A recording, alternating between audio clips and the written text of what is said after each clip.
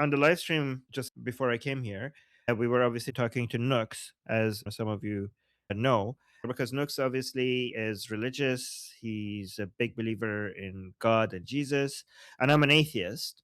And I asked him if he considers somebody who's an atheist who is pro pro United States, pro Israel, believes in the classical liberal values, not like the woke progressive values, but the classical liberal values, or otherwise known as Enlightenment values or Western values. They have multiple names, and basically believes in capitalism, believes in patriotism, believes in protecting your border, is against mass migration, is against Islamization of countries, and it's against progressive wokeism. It's against all of that. Do you consider that person to be an ally? Because he is very big into religion and Jesus and God.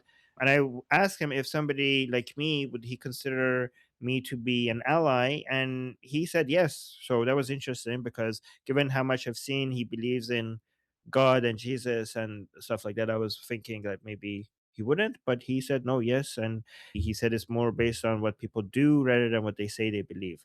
So I was interested in seeing that response from him. And I was wondering what you guys think about that. And we already see a two in the chat. So Nare, I think Jeffrey wanted to respond to this, right? Yeah, Jeffrey, go ahead. Yeah. Yeah. Real quick, so why wouldn't you guys be friends? There's a big difference between an atheist and a militant anti-theist, just like there's a huge difference between Judeo-Christianity, which says choose, and Islam, which says submit and obey. So here's the thing. What do you think about this, Jeffrey? Because I don't see an issue with somebody being anti-theism as long as they're not theistic people. Do you know what I mean? So I think, for example, a Christian has every right to fight atheism as long as they accept atheists as people, right? So as an atheist myself, I believe in liberty, and I think that the best society is a society that all ideas are being challenged, right? Including Christianity, Islam, atheism, all of them, right? As long as you get to be friends and live side by side with the people who believe that. So if your fight is against atheism, but not against atheist people, then I think that's great. And if your fight is against Christianity, but not Christian people, I think that's okay as well, because all of these ideas have to demonstrate that they could withstand criticism and attack, and maximum attack, in my opinion, like whether I agree with them or not. So I think we could challenge each other's ideas while we live side by side with each other and befriend each other. So I don't consider if some firebrand atheism that goes and tries to advocate for atheism to be a negative, as long as you are not hostile towards the people who believe in that ideology. Okay. That was my point, right? Like a militant Yeah. Okay. anti-theist would be one that would engage in violence, just like Islam engages in violence against people who don't believe or submit to Islam. A militant anti-theist engages in violence to those that don't subscribe to what they believe. Okay. Okay. So we see eye to eye. All right. And then Sketch also had a response to this. Yes. Now, what you are is a very rare person because you're an atheist capitalist. You have no idea how low the statistic is for that. The problem why you might feel like people have a fight between atheism and Christianity is because most atheists are tied largely to the communist, to the Marxist leanings. Like when I say globalism, I don't, it's from an American standpoint, that means communism. When you talk to an American, just a Walmart American, about atheists, they're going to think, oh, that's a communist, that's a Marxist, that's a blue-haired land whale. So there's a lot of things that go together. If we went statistically, I would bet that the most atheists are not this diamond in this bunch of coal that you are. Okay, most of them have a theistic belief in this Marxist system. They have a theistic belief that goes beyond math, it goes beyond logic, and beyond what has been the established pattern. So it's like a bunch of ideologies together. When you have your LGBTQ, atheism, they hate the West, they hate religion, they hate, because you'll notice that they're atheists and they'll talk against Christianity all day. They'll talk against Judaism all day, but they never talk about Islam. So there's a different kind of atheist that you are not. You are so far away that we love you. You're so far away Okay, from but them. Sketch. Okay, Sketch, but that view that you have that we are rare is very American centric. You're only looking at the United States because globally atheist capitalists are not rare. In fact, there's a whole army of us in Iran, right? Well, Anti-Islam atheist capitalists. In fact, in Iran, if you're an atheist, you're also more likely to be a capitalist. that's true. So when I'm talking about the Americans' perspective. Okay, but look at this in the chat, for example. Shadi T was saying, "I'm an atheist capitalist, pretty common in Scandinavia, for example." So it depends on. So yeah, you're looking at an American. I haven't checked the stats in America, but yeah, I also recognize that. yeah, and also atheists in the Middle East, their main issue is Islam, right? Because Yeah, a lot of because them, that's the, a lot of them go through the transitional period of atheism and then wind up in either usually Christianity, sometimes Judaism, usually Christianity. But I have seen that transition many times. I don't know if it flows statistically to be significant, but like from anecdotal, I've always seen it to go like this. They go disillusioned with Islam, start hating all gods, because the one they were shown didn't make any sense. Then they go atheist. Then they start to have that longing, and they study all religions. And then they find, you know what, this one aligns with my values. It helps me morally. It helps me spiritually. That's what I've seen happen.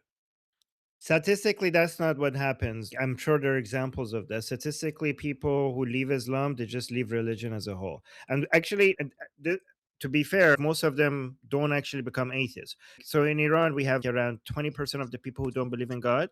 But the vast majority demographic in Iran are people who have left religion. So in Iran, the biggest demographic, the largest growing demographic are nuns. They're not even atheists. So even though 20% atheism is big for a country, basically it's the same level as United States.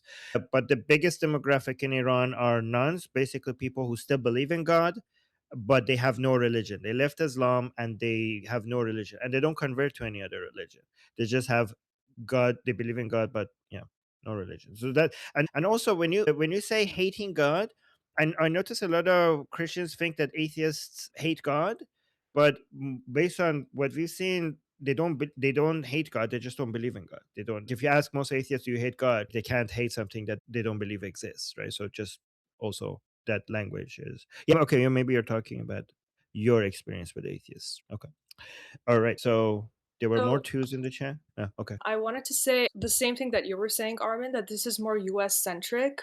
I'm an atheist myself. I'm also a capitalist, but I've been an admin for atheist groups for about 6, 7 years on Facebook. And what I've seen from the US demographic is that a lot of people are also getting sick of that whole concept of leftism, atheism, which is basically just anti Christian rhetoric. And I've noticed a lot of these people that I've been interacting with are now creating groups called with the titles called conservative atheists or liberal conservative atheists. So I see a rise in groups like that a lot as well. It's something that more people are noticing that they're getting sick of it, basically. Before you said that's a very good point, because I noticed, like, I remember that many American atheists who are not like woke lefty found themselves politically homeless, right? So they went to atheist groups and were like, these people are a bunch of woke commies, and they went to conservative or pro patriotic groups, and they were not respected over there and kicked out because they weren't Christian. So they were like, what the hell, like, we need, so they started creating their own communities of patriotic, conservative value American atheists who were like, we need our own groups and communities. Another thing, I just wanted to say, because today we have a lot of members for open discussions, I wanted to keep the responses to 2 to 3 minute limit, if Okay. that's okay, Yeah. just so that we Yeah. can have more people speak. Okay, Jim, you're next to respond. Yeah, I was having a similar conversation with friends over this last night. The thing is, we in the United States are not very adventurous in our thinking to want to know about how the rest of the world thinks and experiences life.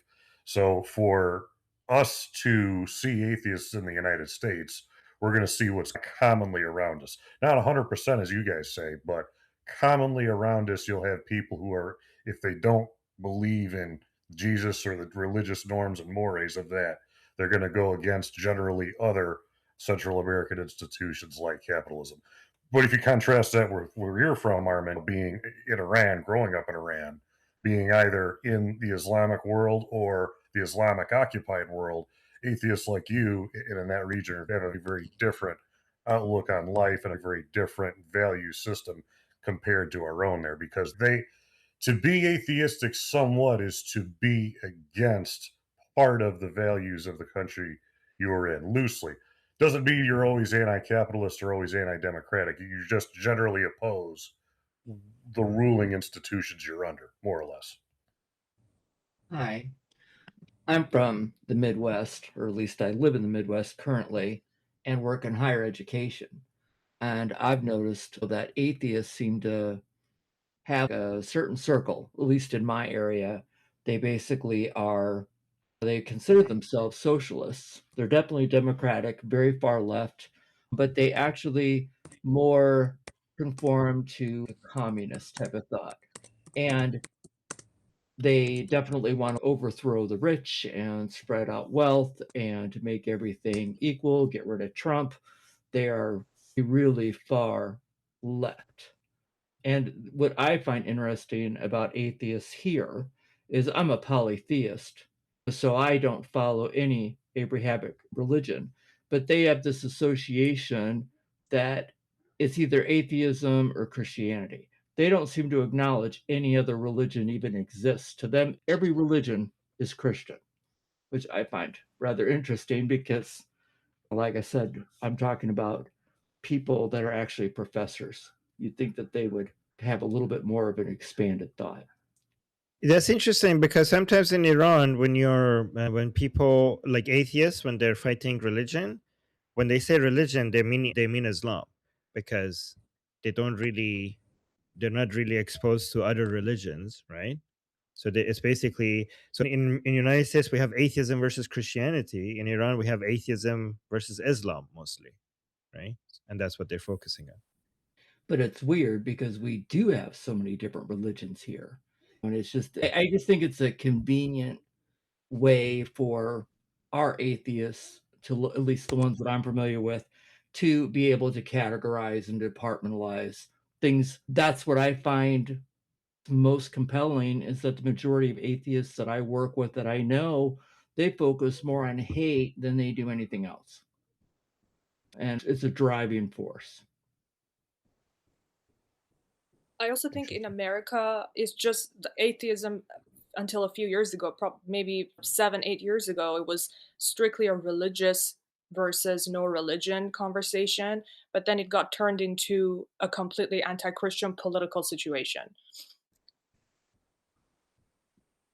Arun, you're next. Okay, so what do you call a person who doesn't like capitalism or socialism, who thinks that they're both BS and kind of wants to have more with really ancient, before even feudalism, because I'm not really a feudalist either, ancient Roman Empire, Persian Empire, though their economic systems, like an economic Barter system? But go on, Tara. an economic traditionalist that's like individualism but without capitalism, and similar towards that's more compatible with monarchism, because I'm a monarchist myself. So you're describing things that are not economic systems. Like when you say individualism and monarchism, you're talking about personal philosophy, and monarchism is about the structure, the political structure of a government. So you're saying, but so basically comparing apples to oranges. When we're talking about socialism and capitalism, we're talking about an economic model. And now when you're talking about individualism and monarchism, you're talking about personal philosophy and political models. What is the economic model that you prefer if you neither like socialism or capitalism? Something that's very compatible with monarchy, I guess, but I'm not So very sure. monarchism, so that doesn't. So as a capitalist, I would think that capitalism is compatible with whatever economic, whatever political structure that you have, right? You could have communist monarchies, you could have socialist monarchies, you could have capitalist monarchies. So that doesn't make any sense to say something that is compatible with monarchies. So as a capitalist, I think that there's nothing, if you're looking for anything that is compatible with any political structure, it would be capitalism. So what do you mean compatible with monarchism? It doesn't Okay, make any sense. okay, fine, maybe not that, but maybe a system that's So, in between socialism so and this capitalism, like balance between the two, like So socialism and capitalism are like a spectrum. It's not binary, right? So let me ask you, instead of labeling it, how about this? Okay, what level of government involvement are you comfortable with? Not full control over the economy, but enough to make sure that businesses are not exploiting the environment or workers, enough that That's no monopoly, enough like do you believe in free market? Do you believe in private property? People should be able to I own. believe I'm a big Okay. supporter of Okay. private property. Do you believe in free trade? Do you believe in free trade? As long as it doesn't have negative externalities. That, and as long as it's used for the benefit of society strictly, then I do believe in free trade. For the Or it's benefit of society, what if it was taxed and then the tax was used for the benefit of society? not like that. I meant to say, as long as it doesn't go beyond their people, go for their own ego, freedom makes them do whatever they want instead Do- of specifically okay, for so what you is. believe there should be some limitation, there should be some rules, right? That doesn't Yes. hurt the environment. Okay, okay. So that's regulated capitalism. Okay. And a capitalism that's strictly made for. I'm not saying the China model of capitalism, but some Okay, that capitalism that's going towards the benefit of society strictly. so okay, so the capitalism has shown that as if you allow people to act in their own best interest, as long as you put some limitations on them, that's the best way to to make a society most prosperous. You can't change the incentives of people to act on for the interest of society. You need to create, because basically if you do that, you're basically you're trying to change the DNA and incentives of the human being. You have to create a model where people acting on their own self-interest to get what they want, they would have to benefit society. You can't make people, you can't force people to act on behalf within the best interest of society. You create a system where when people would get rewarded for out of their self-interest, they work to create the best goods and services for society, and if they make the best goods and services, they get rewarded by that. So I understand. any model that could basically capitalize on people just making decisions based on their self-interest and somehow make that benefit the society the most, that's the model that wins. And capitalism, we have four types of capitalism. Okay, we have laissez-faire capitalism, we have regulated capitalism, we have crony capitalism, and we have state capitalism. So you don't like the China version. China version is state capitalism. I don't like that either. Okay, and the only one that has proven to be the one that works is regulated capitalism, right? So it allows people to work for profit, and the way that they get profit is to provide the best goods and services, the highest quality at the lowest prices possible. That's how they would win. Okay, and because it's regulated, those goods and services should not be harming society, it should not be harming nature, so it would be limited. That's regulated capitalism. Okay. I would also advocate for a form of feudal capitalism where I hope that's Feud not like You want serfs? You want lord and serfs? I don't understand what does no, that. no, not lord and serfs. Without anything like just the knights without any serfs, but just the knights who are So not it's not feudal. controlling everyone, but the ones who are regulating the capitalism. You want knights? You want to have knights? How do you have knights? Like, how, like I don't. It seems like you're just interested in the visual, aesthetic aspect of it, Maybe I'll having make more knights. videos on my channel to help you understand. I don't Okay. think this will Maybe just go watch Game of Thrones to satisfy that need, and then let the economic model be what's working, right? I don't want to learn from Game of Thrones, but okay. Yeah. Okay, we have to move on. Sherry, Alright, you let's want to go. respond? Thanks, Armin. I learned so much here. It's fantastic. So I have two very quick comments, and then I have an actual question. Atheism. As far as I'm concerned, I have to admit that as an American, my experience with atheism has been what you had described, where it's just total 100% more anti-Christian than it is actually about not believing in God. And I love the fact that when I come here, I don't think I've ever met an atheist here who is cruel, mean, or demeaning to my faith. And I appreciate that. It's helped open my eyes to be more accepting of what atheism means. Also, this is my question.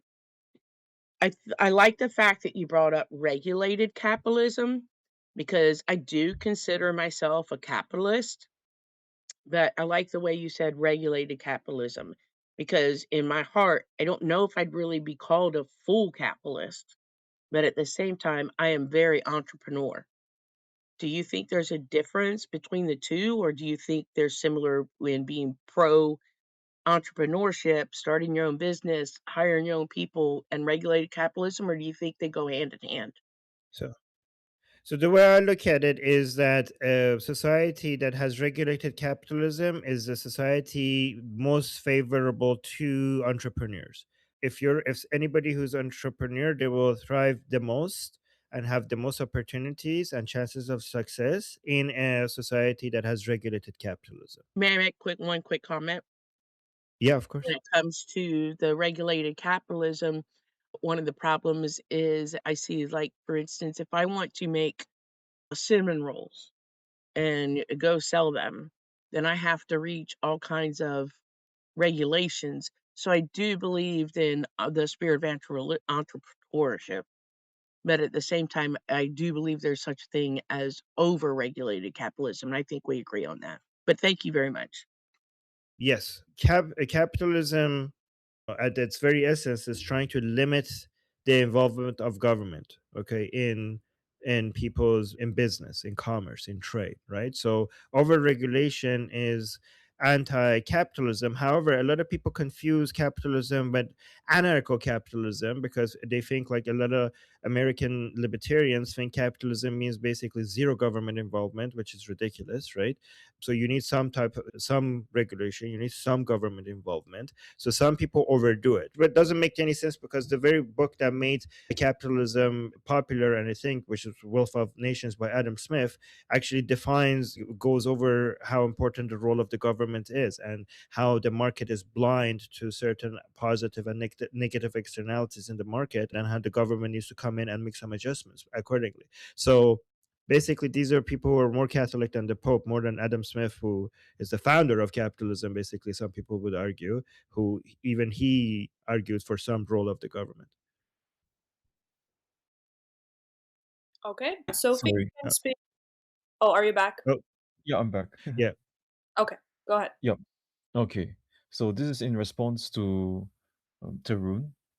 So I'm hearing what he was describing of his preferred type of capitalism, and it seems to me that his preference is actually more towards like the samurai or ex-samurai class or Juncker style capitalism. If you look at the Japan post 1868 Meiji reforms, samurai who wanted to earn more money, basically, they either gave up becoming samurai or they just started their own company. So basically, that form of capitalism, or what do I mean by Juncker style capitalism, is it's like a system that basically was implemented during Imperial Germany. Think of Bismarck, Otto von Bismarck style, because he himself is a Juncker. So, like, he and his class basically control the resources, factories, and labor and whatnot, and to be able to push through with some of the uh, economic reforms if necessary, stuff like that. So this is what I was imagining, yeah, when Tarun was describing it. So yeah, that's my response. Okay, I mean, I couldn't understand that, so I looked into it. There was a samurai system, which is basically the same as the feudal economic model, which would be had like basically something similar to that, based on land and labor rather than just cash. So land in this model, the economy functioned through a specific hierarchy of exchange, land and currency. The shogun or lords basically granted land to samurai instead of paying them a salary. And then we have the rice standard. Wealth was measured in koku, the amount of rice needed to feed one person for a year. Samurais were paid in portions of the rice harvest produced by a presence on their land. Service for survival in exchange for the land and rice. Samurai provided military protection. This is basically just like serfdom, like feudalism. That's basically what we had. That's basically very similar to what we had. So it's feudalism. And yeah, feudalism worked for its time. We can't go back if you guys are trying to go back. It's not gonna. This is not gonna work in the modern world. It was good for its time, though. All right, Sophie, you're next to respond. Hi. So I wanted to respond to what Armin said at the beginning, and it's hard to circle back. I'm not going to talk about capitalism, but I I would just say that, and this, by the way, is not American based, and I don't want to be too identifying, but this was outside of the United States.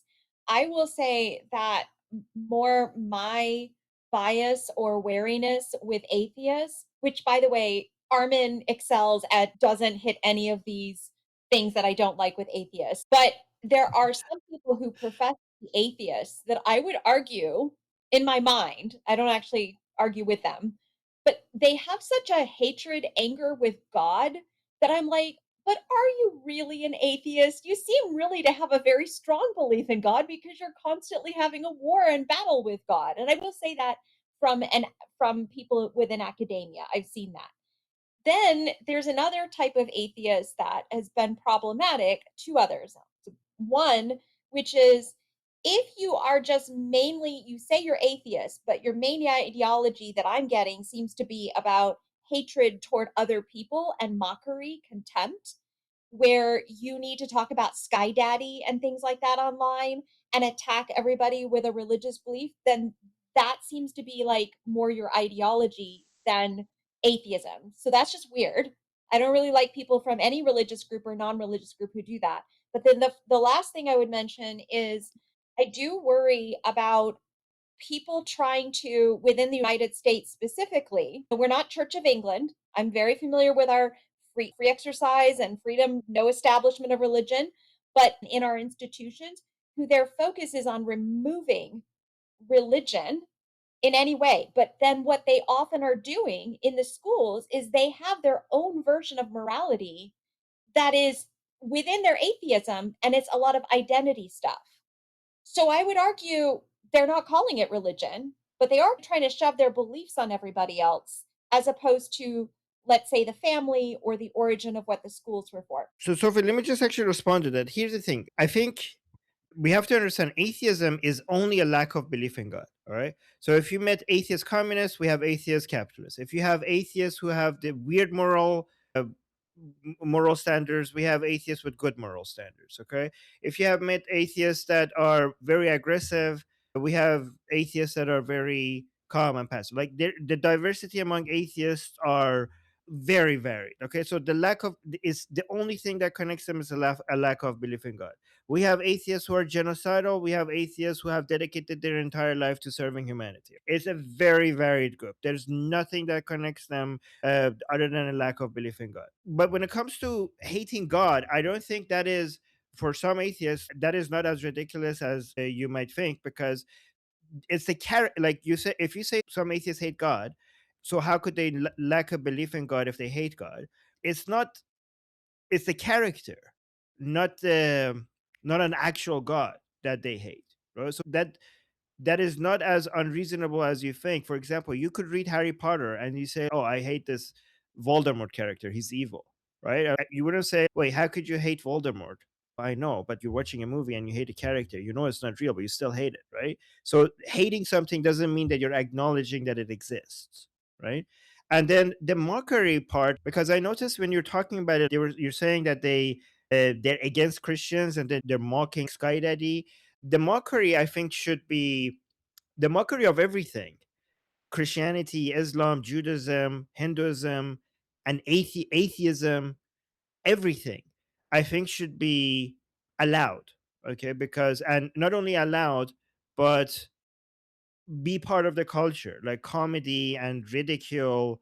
I think people being sensitive about Christianity being mocked is the other side of the PC culture, right? Because I think all ideas and all views, including the ones I love, I think capitalism should be mocked.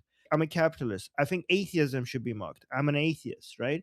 Because I think all these ideas should be able to survive the most extreme levels of attack, criticism, and ridicule and mockery.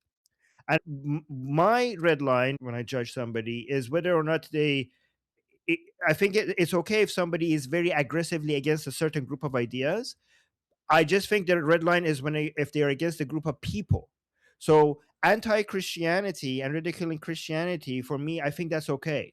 But being anti-Christian people, the people who believe it, you could think that the idea is ridiculous, but you should still celebrate and fight for and befriend and love the people who believe even in the ideas who you find ridiculous, because guess what? They find your atheism ridiculous and you want them to accept you, right? If you find their Christianity ridiculous, I think you should be allowed to ridicule their Christianity, and they should be able to ridicule your atheism, and you should be able to find a way to live side by side with each other, even though you're ridiculing each other's ideas. That's the way I look at it. I'm not talking about silencing people or canceling people, but I don't like things that are conversation enders, and I don't like supremacy beliefs, and I find it directed at people. What I often see is where people are saying, I am intellectually superior because I'm an atheist. You all are stupid, and also most wars happen because of religion and things like that. And so I what I don't like, I will just say as a Christian, I find a lot of Christians online very obnoxious, particularly toward Jews, because oh my gosh, the evangelism and just like pushing against a wall and like over and over drives me bonkers. And I also don't like it when people feel the need to tear down the other religion just to profess their own. So I see that on all sides. But so it's more, and I, again, coming from a Judeo-Christian standpoint, my basis of seeing people with dignity and respect and worthy and being equal status, it has to do with seeing people as creations of God made in the image of God. So Nobody else has to accept that. But if I'm starting from there, it's very ending if they're doing the Muslim thing almost as an atheist of saying, well, I am intellectually superior because you idiots So still I believe think we're mixing. I think again we're mixing attacking ideas and attacking people with each other. We're mixing these. So I think we should separate these, okay? Because if you're attacking an idea, it's not necessarily mean that you're considering the people who believe it stupid or mocking them or attacking the people. You're mocking ideas, not the people who believe it. You're not attacking the people who believe it. So when you say tearing down ideas and tearing down people, we have to separate that. And also, like when you say atheists are tearing other people's religions, we have to note that many Christians who say that they welcome atheists when they're tearing down Islam, right? Like when they're attacking Islam. If you read every single sacred book, it attacks other ideas. Every single sacred book of every religion attacks other people's religions. So it's unfair when atheists do that to religions. People are like, oh, why are you doing that? Where people who believe in this scripture, within their scripture, they have those attacks on other people's religions, right? And when you say, I think it's okay for you to think your ideas are superior, everybody believes their ideas are superior, or else they wouldn't hold that idea. Okay, it's wrong if you think that you are superior as a person and therefore you deserve superior rights or discriminate against people who don't have your views. But obviously Christianity comes with the idea that Christianity is superior to other ideas. Judaism comes with the idea that Judaism as an idea is superior to other ideas. Every religion comes with the idea, every belief. If I believe in capitalism, I'm inherently saying capitalism is superior to communism. If I believe in communism, I'm inherently saying that communism is superior to capitalism. I could say I believe in capitalism, so therefore capitalism as an idea is superior to communism, and still be friends with communists. And instead not, but supremacy in ideas is okay. Supremacy among people is wrong. If I say 2 plus 2 is 4, that means that I think that idea is superior to the idea that 2 plus 2 is 5. Every time I mention a belief, I'm basically saying that because I think this is true, it's superior to other ideas because those are false. True is inherently better than something that is false, right? So again, I think we need to allow maximum attacking and even mockery of ideas while not letting that make us hate each other. Celebrate people. You don't need to celebrate other people's ideas, because if you think it's wrong, why would I celebrate it? But I can celebrate the person who believes it without actually respecting the views that they have. Armin, I don't disagree with you just wanted to say I don't disagree. You're kind of preaching to the choir with me. I'm not conflating them. I'm saying I'm often finding that it crosses over to the belief about themselves and about Okay. other people. That's all. Okay. Okay, that makes sense. That's right. The way I try to make sure that it doesn't get to me is that every time I think I'm right and somebody else is wrong, I remind myself they probably have some views that is right and I got it wrong, right? So I'm right about this, but I'm probably wrong about something else that I don't know. Like this is what I remind me. Like everybody is, they probably have some superior views about something else that I didn't get correctly, right? That's how I try to, I don't know, humble myself or something.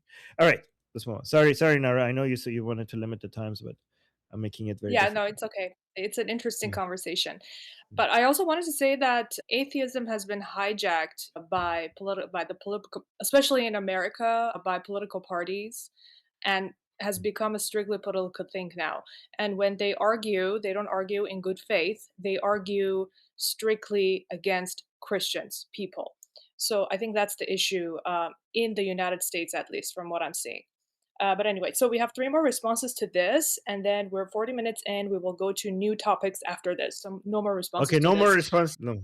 Yeah, I think after the maybe we three should people. limit the twos. We should limit the twos to every topic. Okay, As a, maybe to yeah, yeah. five responses to each topic. Is that okay? Maybe. Yeah, okay. Let's All right. try. Just Jonathan has been waiting for a while to respond to this. It's been a while ago, so maybe Jonathan, give us your response in 2 minutes, and then we'll move on to new topics. Jonathan? Okay, moving on to new topics. 2 Yeah, minutes, okay. okay? I was a new topic, but if there's anyone that still has to respond, I don't mind waiting.